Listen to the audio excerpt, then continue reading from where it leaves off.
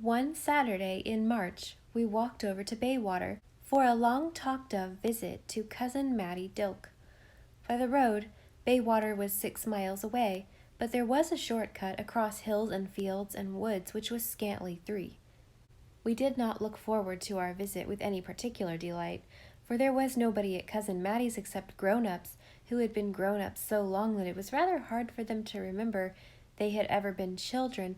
But as Felicity told us, it was necessary to visit Cousin Mattie at least once a year, or else she would be huffed. So we concluded we might as well go and have it over. Anyhow, we'll get a splendiferous dinner, said Dan. Cousin Mattie's a great cook, and there's nothing stingy about her. You are always thinking of your stomach, said Felicity pleasantly. Well, you know I couldn't get along very well without it, darling, responded Dan, who, since New Year's, had adopted a new method of dealing with Felicity, whether by way of keeping his resolution or because he had discovered that it annoyed Felicity far more than angry retorts. Deponent saith not. He invariably met her criticisms with a good-natured grin and a flippant remark with some tender epithet tagged onto it. Poor Felicity used to get hopelessly furious over it. Uncle Alec was dubious about our going that day. He looked abroad on the general dourness of gray earth and gray air and gray sky, and said a storm was brewing. But Cousin Mattie had been sent word that we were coming, and she did not like to be disappointed, so he let us go, warning us to stay with Cousin Mattie all night if the storm came on while we were there. We enjoyed our walk. Even Felix enjoyed it, although he had been appointed to write up the visit for our magazine, and was rather weighed down by the responsibility of it. What mattered it though the world were gray and wintry? We walked the golden road and carried springtime in our hearts, and we beguiled our way with laughter and jest and the tales the Story Girl told us, myths and legends of elder time. The walking was good, for there had lately been a thaw and everything was frozen. We went over fields, crossed by spidery trails of gray fences, where the withered grasses stuck forlornly up through the snow. We lingered for a time in a group of hill pines, great, majestic tree creatures, friends of evening stars, and finally struck into the belt of fir and maple which intervened between Carlisle and Baywater. It was in this locality that Peg Bowen lived, and our way lay near her house, though not directly in sight of it. We hoped we would not meet her, for since the affair of the bewitchment of Patty, we did not know quite what to think of Peg. The boldest of us held his breath as we passed her haunts, and drew it again with a sigh of relief when they were safely left behind. The woods were full of the brooding stillness that often precedes a storm, and the wind crept along their white, cone-sprinkled floors with a low, wailing cry.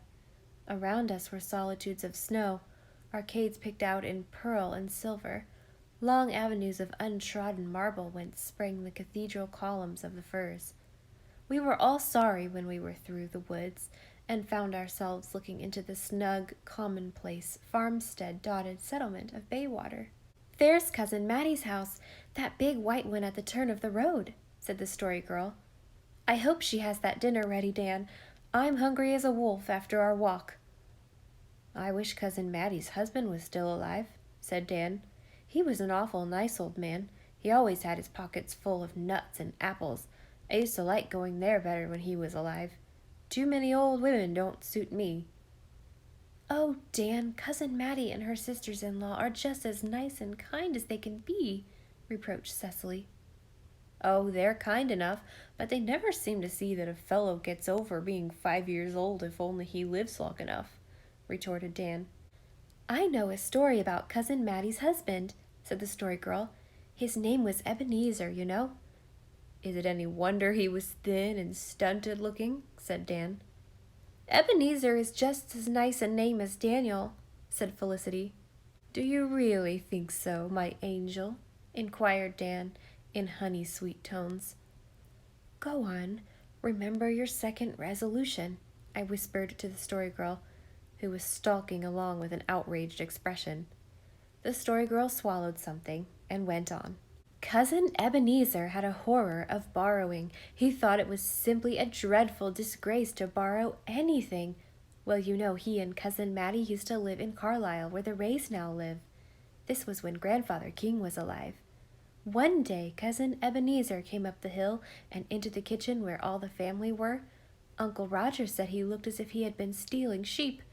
He sat for a whole hour in the kitchen and hardly spoke a word, but just looked miserable. At last he got up and said in a desperate sort of way, "Uncle Abraham, can I speak with you in private for a minute?" "Oh, certainly," said Grandfather, and took him into the parlor. Cousin Ebenezer shut the door, looked all around him, and then said imploringly, "More private still." So Grandfather took him into the spare room and shut that door. He was getting frightened. He thought something terrible must have happened to Cousin Ebenezer. Cousin Ebenezer came right up to Grandfather, took hold of the lapel of his coat, and said in a whisper, "Uncle Abraham, can you lend me an axe?"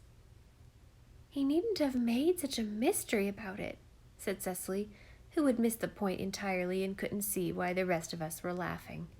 But Cecily was such a darling that we did not mind her lack of a sense of humor. "It's kind of mean to tell stories like that about people who are dead," said Felicity. "Sometimes it's safer than when they're alive, though, sweetheart," commented Dan. We had our expected good dinner at Cousin Mattie's. May it be counted unto her for righteousness. She and her sisters-in-law, Miss Louisa Jane and Miss Caroline, were very kind to us. We had quite a nice time, although I understood why Dan objected to them when they patted us all on the head and told us whom we resembled, and gave us peppermint lozenges.